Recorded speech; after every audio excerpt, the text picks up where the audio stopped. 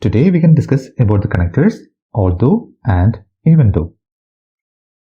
As you know that although and even though are contrasting connectors, meaning they facilitate the linking of divergent pieces of information. That means contrasting information within a sentence. Let's see some examples. Miss Sarah walks independently. As you know that it's a positive sentence. She requires assistance with daily living activities. So it should be a negative sentence. So let's write both although and even though at the beginning of the sentence. So let's see how we can combine these sentences using although and even though. First of all, let's write both although and even though at the beginning of the sentence.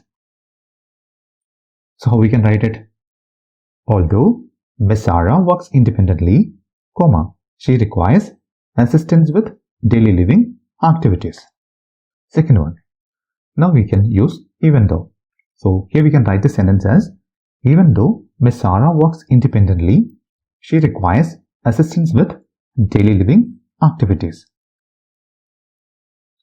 Now let's place both although and even though in the middle of the sentence. See the first one. Miss Sarah requires assistance with daily living activities, even though she works independently. Another one. Miss Sarah requires assistance with daily living activities, although she works independently.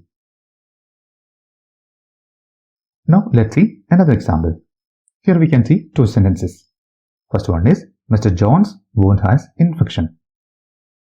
Second one, he has a good progress. Let's see how we can combine these two sentences using even though. Even though Mr. John's wound has infection, he has got good progress. Here we used even though at the beginning of the sentence. Now we can use the same in the middle of sentence. So let's see how we can write it. Mr. John's wound has infection, even though he has good progress. Now let's combine these two sentences using although. Although Mr. John has good progress, his wound has infection. Now let's use although in the middle of sentences. So how we can write it? Mr. John's wound has infection, although he has good progress. Now let's see some other example. See here, Mr. David has hypertension. He is fit for the discharge. How we can write it? Although Mr. David has hypertension, he is ready for the discharge. Even though Mr. David has hypertension, he is ready for the discharge.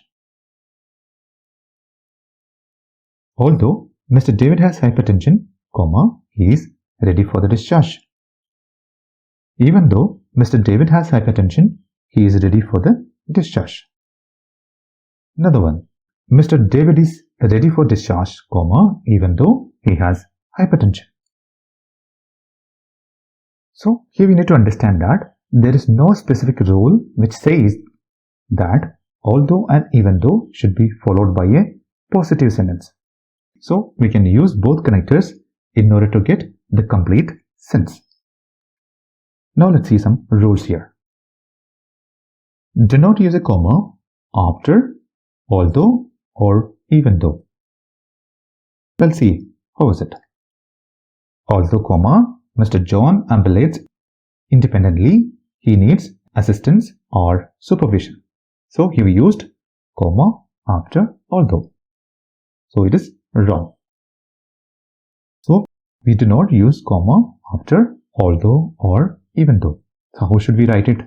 We can write it as although Mr. John ambulates independently, he needs assistance or supervision. Thank you.